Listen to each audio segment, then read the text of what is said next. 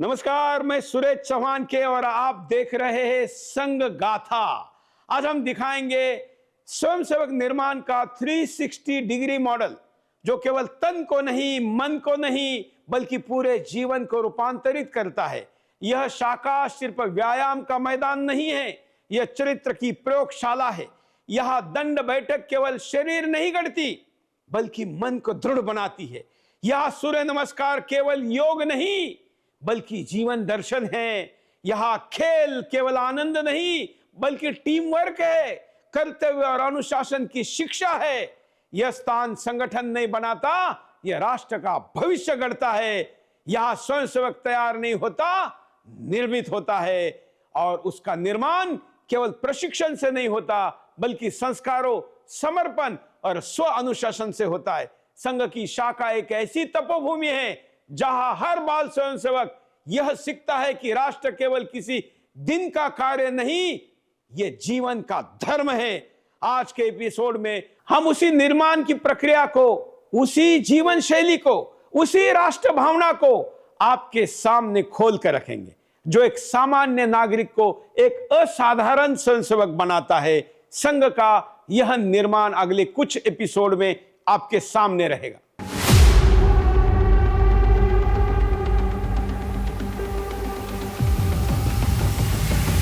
संघ गाथा में आपका बहुत बहुत स्वागत है।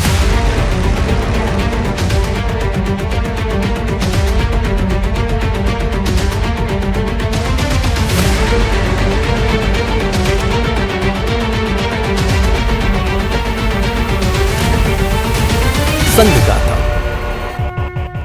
संघर्ष से भागने वाला स्वयंसेवक नहीं होता, क्योंकि स्वयंसेवक का मार्ग आसान नहीं, वह तपस्या का मार्ग है।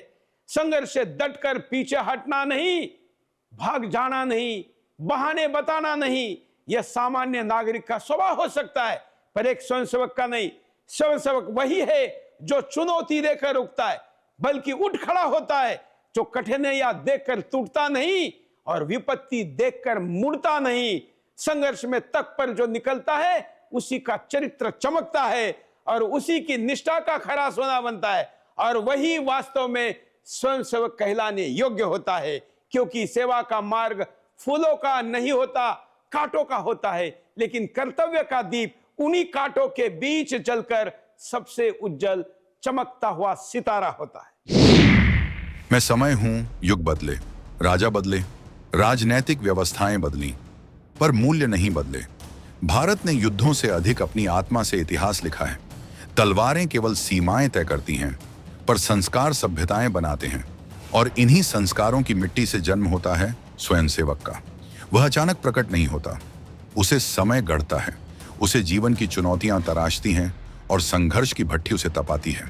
उसका हृदय सेवा से बनता है, उसकी दृष्टि अनुशासन से बनती है और उसका मार्ग कर्तव्य उसे दिशा देता है। स्वयंसेवक कोई पद नहीं चाहता, उसे केवल अवसर चाहिए भारत की धूल को माथे पर रखने का। और आज मैं आपको दिखाऊंगा कैसे बनता है एक स्वयंसेवक, कैसे शाखा का एक साधारण बाल समय की धारा में बहकर चरित्र का दीपक बन जाता है। और वही दीपक एक दिन राष्ट्र की राह रोशन करता है, क्योंकि जब एक स्वयंसेवक बनता है, तभी एक राष्ट्र बनता है। ऐसा मूल जो कार्य पद्धति है कि मनुष्य को आत्मीयता से जोड़ना है, शुद्ध सात्विक प्रेम से अपने कार्य का आधार है। इसमें कोई बदलाव नहीं है।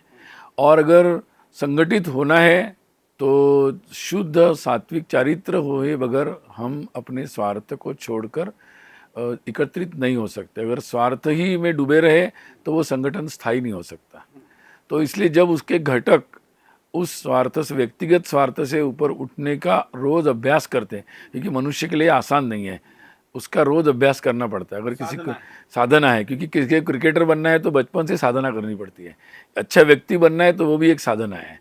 तो इसलिए उन्होंने उस साधना को संघ के जीवन में डाला और उसके अनुसार हजारों करोड़ों स्वयंसेवक लगातार इसकी साधना करते हैं। मैं भारत माता हूँ, मेरी संतानों में कई जन्मते हैं, पर मेरा पुत्र वही कहलाता है जो मेरे लिए चले, मेरे लिए जिए और जब समय पुकारे मेरे लिए संघर्ष करे, जिसके कदमों में मेरी मिट्टी की सुगंध हो, जिसके निर्णयों में मेरा मान सम्मान हो और जिसकी सांसों में मेरी स्वतंत्रता की लय धड़कती हो, वही मेरा सच्चा पुत्र है, जो अपनी सुविधा को नहीं, अपना स्वार्थ नहीं, बल्कि राष्ट्र को चुन ले, राष्ट्र को प्राथमिकता दे, राष्ट्र को अपना धर्म मान ले। मैं उसे ही स्वयं सेवक कहती हूँ। स्वयं सेवक वह है जिसकी आंखों में मेरे भविष्य का उजाला हो और जिसकी हथेलियों में मेरे रक्षण की शक्ति। मैं भारत माता हूँ और मेरे लिए जो खड़ा होता है वह साधारण मानव नहीं रहता। वह मेरे हृदय की धड़कन, मेरी रक्षा का प्रहरी, मेरे गौरव का वाहक बन जाता है। ऐसी संतानों पर ही मुझे गर्व है। निश्चित रूप से संघ की जो स्थापना हुई वो स्वाधीनता के संघर्ष के बीच में हुई और इसलिए स्वयंसेवकों के लिए उन दिनों में भी डॉक्टर जी से लेकर दो काम थे। एक, स्वाधीनता आंदोलन में भाग लेना और साथ साथ ही जो देश के लिए आवश्यक ऐसे एक संगठन तंत्र को, व्यक्ति निर्माण के तंत्र को खड़े करना। तो इसलिए डॉक्टर जी खुद संघ काम करते करते जेल में भी गए, जंगल सत्याग्रह में गए और कई सारे स्वयंसेवकों ने आज़ादी के आंदोलन में भाग लेते रहे और साथ साथ उन्होंने संघ की जो नींव थी उसको मजबूत करने का भी काम किया। और इसीलिए स्वाधीनता के समय जब देश का विभाजन हुआ तो जहाँ हिंदुओं पर एक बहुत बड़ा संकट आया था, उस समय ये संघ की जो शक्ति, ऊर्जा जो गठित हुई थी इतने वर्षों में, वो सारी ऊर्जा उस समय के सरसंघ चालक श्री गुरुजी ने हिंदुओं की रक्षा और उनके लिए पुनर्वसन की जो व्यवस्था थी, तुरंत तत्काल सहायक की व्यवस्था थी, उसमें अपनी पूरी शक्ति लगा दी। स्वयंसेवक बहुत है, संघ चलाने के लिए जो लगते हैं उनको छोड़ दिया तो भी बहुत सारे स्वयंसेवक है, वो सक्रिय हो जाए, समाज जीवन में जहां जिसकी आवश्यकता है वो करेंगे। ये तो सपने से भी ज्यादा दुष्प्राप्य बात लगती थी। स्वयंसेवक भी पूछते थे कैसे होगा, डॉक्टर साहब कहते थे होगा, संघ कुछ नहीं करेगा, सब कुछ होगा, और हो रहा है। अनेक क्षेत्रों में अपने स्वयंसेवक काम कर रहे हैं। वो जो विचार मिला है, जो संस्कार मिला है, उसके आधार पर उस क्षेत्र की आवश्यक है वहां पुनर्रचना करके आगे बढ़ रहे हैं। आरएसएस के स्वयं सेवकों के बलिदान की कहानी सचमुच कल्पना से भी परे है। देश और समाज की सेवा को सर्वोपरि मानने वाले इन स्वयं सेवकों ने राष्ट्र निर्माण के हर मोर्चे पर अपनी निष्ठा, त्याग और समर्पण का असाधारण परिचय दिया है। हर स्वयं सेवक अपने व्यक्तिगत जीवन से ऊपर उठकर समाज के हित को प्राथमिकता देता है, चाहे वह कठिन परिस्थितियों में सेवा कार्य हो, आपदा के समय तुरंत सहायता पहुंचाना हो या समाज में जागरूकता और सद्भाव फैलाने का कार्य। इनके अनगिनत छोटे बड़े योगदानों ने समाज को मजबूत, संगठित और जागरूक बनाने में महत्वपूर्ण भूमिका निभाई है। यही कारण है कि आरएसएस के स्वयंसेवकों के त्याग, समर्पण और सेवा की परंपरा आज भी प्रेरणा स्रोत मानी जाती है और आने वाली पीढ़ियों को राष्ट्रहित में कार्य करने के लिए प्रेरित करती है। शामू पवार नाम का स्वयंसेवक था, 9वीं में पढ़ता था। माता पिता दोनों मजदूर थे, रोज की रोटी रोज बनती थी, रोज की कमाई से। ऐसा घर, ऐसी झोपड़ी, घर का। और गुरुदक्षिणा में उसके गण ने तय किया कि देखो प्रत्येक ने 21 रुपया गुरुदक्षिणा तय करनी चाहिए, अपने गण का ये टारगेट है। तो उसने माताजी से मूंगफली बनवाई, चीना बादाम या क्या, सॉल्टेड पीनट्स, और 3 महीना इंटरवल में सिनेमा टॉकीज में जाके वो बेचता था। 21 रुपये जमा हो गए, बंद कर दिया, घर में 21 रुपये रख दिए। 15 दिन बाद था गुरुदक्षिणा समर्पण का कार्यक्रम, घर को बताया गुरुदक्षिणा है। 15 दिन उस घर में जहां हाथ पर उनका पेट था वहां पर वो 21 रुपया पड़ा रहा, किसी ने हाथ नहीं लगाया, उसने वो गुरुदक्षिणा में डाला। एक स्वयंसेवक ऐसा करता। स्वामी विवेकानंद ने 1893, 94, 95 में अपने गुरु भाइयों को पत्र लिखा कि 1836 में जब रामकृष्ण परमहंस का जन्म हुआ तो स्वर्ण युग का प्रारंभ हुआ, और ऋषि अरविंद ने कहा युग संधि का काल 175 वर्ष का है। दिन और रात के बीच में जैसे संध्या काल होती है, रात और दिन के बीच उषक काल होता है, उसको युग संधि का काल कहते हैं। वैसे एक युग समाप्त होकर के दूसरा युग प्रारंभ होने के बीच का काल युग संधि का काल है। वो 175 वर्ष का है। 1836 में 175 जोड़िए तो 2011 आ रहा है। 2011 से भारत का भाग्य सूर्य संपूर्ण विश्व के अंदर चमकना शुरू हो जाएगा और भारत संपूर्ण विश्व को और विश्व बंधुत्व का संदेश देकर एकता के सूत्र में गूंथने का प्रयत्न करेगा। लेकिन उसके पहले ये आसुरी शक्तियां हमको नष्ट करने का प्रयत्न करेंगी और उनके प्रयत्न चालू हैं। लेकिन उससे हम लोग जो ये करने वाले नहीं हैं। कभी एक थे हम हुए आज इतने, अरे नहीं तब डरे तो भला अब डरेंगे। विरोधों के सागर में चट्टान हैं हम, जो टकराएंगे मौत अपनी मरेंगे। लिया हाथ में ध्वज कभी न झुकेगा, कदम बढ़ रहा है कभी न रुकेगा। न सूरज के सन्मुख अंधेरा टिकेगा, कि निडर है सभी हम अमर है सभी हम, कि सर पर हमारे वरद हस्त करता गगन में लहरता ये भगवा हमारा। मैं भगवा ध्वज हूं, मैं आदर्श हूं, मैं त्याग हूं, मैं सत्य का रंग हूं। मैं उस परंपरा का प्रतीक हूं जो सहस्राब्दियों से इस भूमि को दिशा देती आई है। जब कोई स्वयं सेवक मेरे सामने एक क्षण के लिए भी ठहरता है तो वह केवल ध्वज को नहीं देखता, वह अपने अंतर को देखता है। वह अपने भीतर चरित्र का संकल्प जगाता है कि जीवन सत्य और मर्यादा पर टिकेगा। वह अनुशासन की ज्योति प्रज्वलित करता है कि कदम डगमगाएंगे नहीं, भटकेंगे नहीं। वह सेवा का प्रण लेता है कि जो शक्ति उसने पाई है वह समाज को लौट आएगा। वह बलिदान को स्वीकार करता है कि राष्ट्र हित में अपनी सुविधा, अपना समय, अपना अहम तक छोड़ देगा। और अंत में वह संघर्ष को आलिंगन करता है, क्योंकि राष्ट्र निर्माण सरल नहीं, लेकिन उससे पीछे हटना स्वयं सेवक का धर्म नहीं। उन्हें सदाशिव रहो। मैं सवाल पूछने में डेयर डेविल था। घर में इतनी समस्या है, आपकी बहनों की शादी होनी है, आप पंढरपुर के थे, वो गरीब परिवार है, सब जिम्मेदारी छोड़कर अब संघ, तो उनका क्या होगा?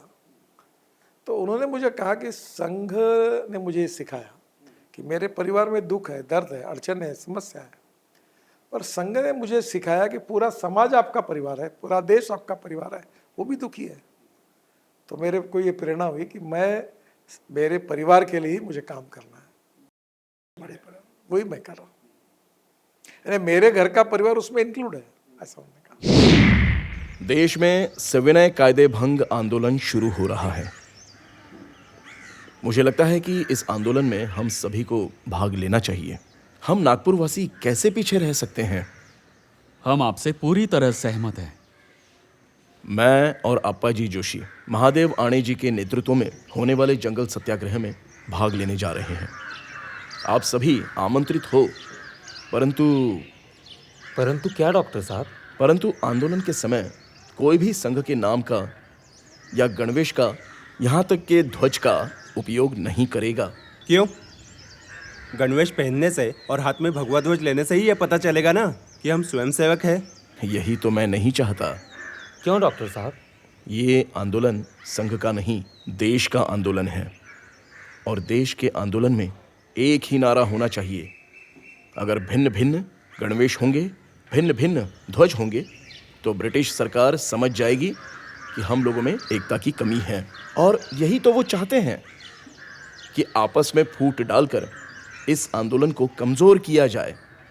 उच्च विचार। राष्ट्रीय स्वयंसेवक संघ ये समाज का संगठन है और ये समाज के लिए ही कार्य करेगा। हो सकता है इस आंदोलन में मुझे जेल भी हो सकती है, इसलिए जब तक मैं लौट कर नहीं आता तब तक कार्यवाहक सरसंघ चालक के रूप में डॉक्टर परांजपे संघ का नेतृत्व करेंगे। वाह! संघ का कार्य रुकना नहीं चाहिए डॉक्टर परांजपे। जी बिल्कुल। धन्यवाद। नमस्कार। शांत होना कमजोरी नहीं, शांति तो स्वयंसेवक की शक्ति है, उसकी साधना है।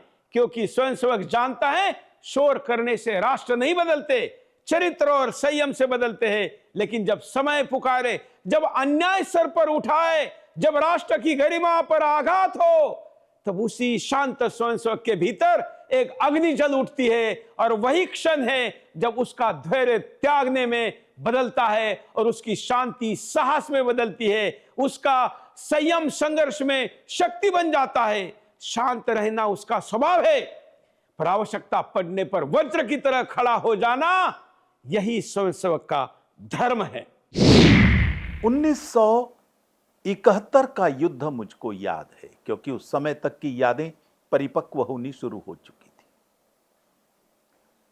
जब सेनाएं और पुलिस की भी जरूरत थी उनको साथ में देने की, कानून व्यवस्था कौन संभाले दिल्ली की, उसके लिए स्वयंसेवकों को भी लगाया गया और उसके लिए विभिन्न स्थानों के ऊपर सामाजिक संगठनों को भी लगाया गया। हम लोग शामिल हुए। उस समय हमने कॉलेज में एडमिशन लिया ही था और अपने इलाके के जितने भी प्रमुख लोग थे उनको लेकर सभी संघ के स्वयंसेवक वहां के प्रमुख लोगों के पास गए, हमारे लिए काम बताइए। चाहे 65 का युद्ध हो, चाहे 71 का युद्ध हो, हमारी बाल स्वयंसेवकों की टोली किस प्रकार से किताबें इकट्ठी करती थी, अन्य इस प्रकार की चीजें इकट्ठी करती थी जो घायल सैनिकों को अस्पताल में काम आ सके।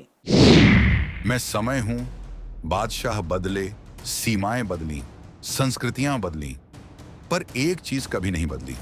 भारत के पुत्र का पुरुषार्थ। स्वयं सेवक किसी एक युग का नहीं होता। वह किसी सरकार, किसी सत्ता, किसी परिस्थिति का पात्र नहीं। वह भारत के अनंत काल का संकल्प है। जब युग अंधेरा होता है, मैं उसी में उसकी ज्योति देखता हूं। जब समाज थक जाता है, मैं उसी में राष्ट्र की नई ऊर्जा को जन्म लेते देखता हूं।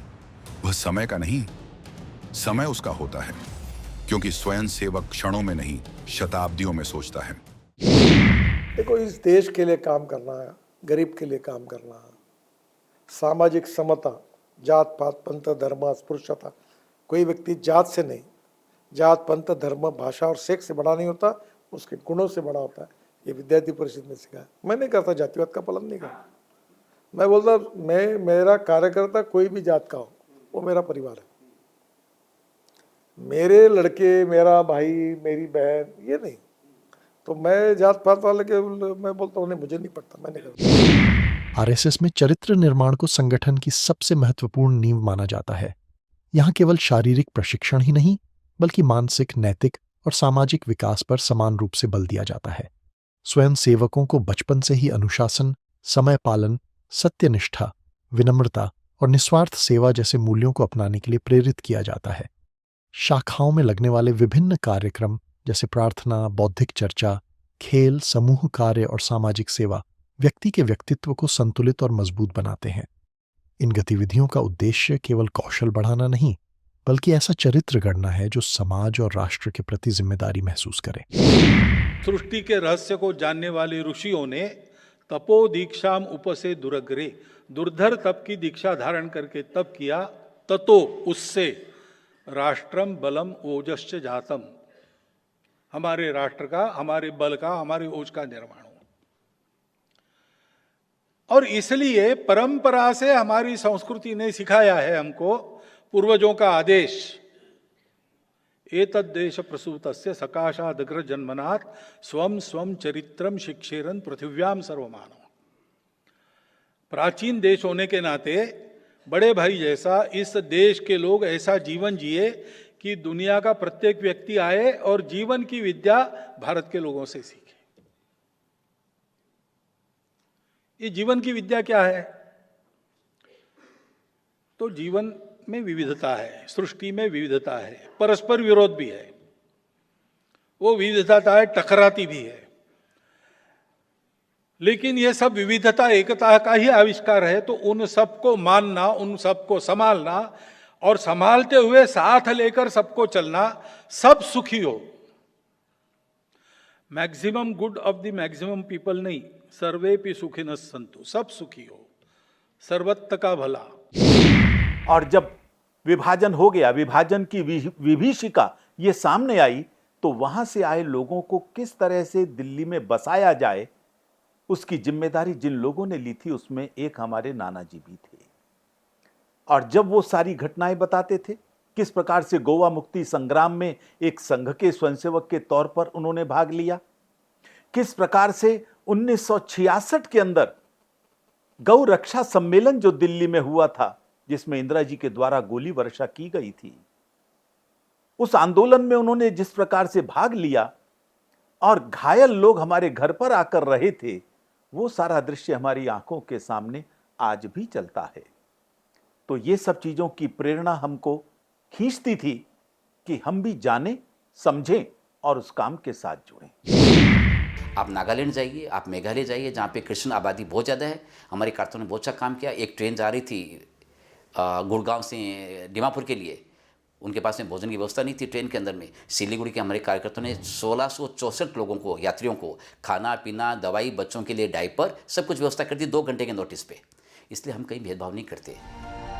भाषा, बोली, प्रांत, वर्ग, जाति, पंथ और संप्रदाय से परे होकर स्वयंसेवक सर्वे भवन्तु सुखिनः और उदार चरितानाम तु वसुधैव कुटुंबकम की भावना के साथ सेवा करते हैं। कोरोना काल में न केवल पूर्वोत्तर भारत बल्कि पूरे देश में सेवा भारती ने संकट में फंसे हुए लोगों की सहायता कर सेवा का अनुपम उदाहरण प्रस्तुत किया है। ऊपर का अंतर लगता है, संघ की मूल धारणा जो है उसमें कोई फर्क नहीं है। वो हिंदुत्व, हिंदू राष्ट्र, हिंदू राष्ट्रांग भूता और परम वैभवम नेतुमेतत् स्वराष्ट्रम उस समय भी था, आज भी है और कल भी रहेगा। मैं भारत माता हूँ। जो मेरे लिए चलता है मैं उसकी थकान हर लेती हूँ। जो मेरे लिए त्याग करता है मैं उसके जीवन में साहस भर देती हूँ। और जो मेरे लिए जीता है मैं उसके लिए अमृतत्व लिख देती हूँ। मेरी संतानों में कुछ ऐसे होते हैं जो अपनी इच्छाएं, अपना समय, अपना सुख छोड़ देते हैं सिर्फ इसलिए कि राष्ट्र सुखी रहे। ऐसे पुत्रों को समय नहीं हराता, इतिहास नहीं मिटाता, पीढ़ियां नहीं भूलती। उनके कदमों की ध्वनि युगों तक गूंजती रहती है, क्योंकि जो मेरे लिए जीता है मैं उसे केवल आशीर्वाद नहीं देती, मैं उसे अनंत बना देती हूँ। सेवा क्षेत्र का यदि विचार किया तो सेवा क्षेत्र में संघ ने जितना काम किया और कर रहा है वो काम आज तक किसी भी पार्टी ने, किसी भी संस्था ने नहीं किया। 1952 में संघ की जो सेवा कार्य था वो 1952 में शुरू हुआ। वो जशपुर मध्य प्रदेश में है, उसमें वहाँ किया। मोरू भाऊ केतकर संघ के प्रचारक थे और बाला साहब देशपांडे ये सरकारी अधिकारी थे। उन्होंने इस्तीफा देकर और पहले वनवासी कल्याण आश्रम का स्थापना की, पहली जशपुर में मध्य प्रदेश में और बाद में पूरे देश में हर एक प्रांत में संघ का सेवा कार्य। आज संघ जितना करता है उतना कोई भी पार्टी, कोई सामाजिक संस्था नहीं कर रही है, कर भी नहीं सकती। स्वयंसेवक बनना पहचान नहीं, यह संकल्प है। संकल्प लिया तो जीवन बदल जाता है और बदलते बदलते दिन राष्ट्र बदल जाता है। अगले एपिसोड में हम बताएंगे कि संघ कैसा नेतृत्व तैयार करता है जो हर क्षेत्र में राष्ट्र को दिशा देता है। संघ के 100 वर्षों में संघ द्वारा निर्मित स्वयंसेवकों ने दुनिया के जीवन के हर क्षेत्र में, समाज के हर क्षेत्र में वह कर दिखाया है जो सामान्य व्यक्ति सामान्य तरीके से तो नहीं कर सकता। लेकिन स्वयंसेवकों ने जो कर दिखाया, यह संघ स्थान से कैसे लिया और समाज को कैसे दिया, वो भी कई शोर किए बिना ये अगले एपिसोड में आपको देखने को मिलेगा। तो आज के एपिसोड में यही पर उक्त है। संघ के 100 वर्ष पूर्ण होने पर जारी इस संघ गाथा के महा सीरीज में पुनः मिलेंगे। नमस्कार।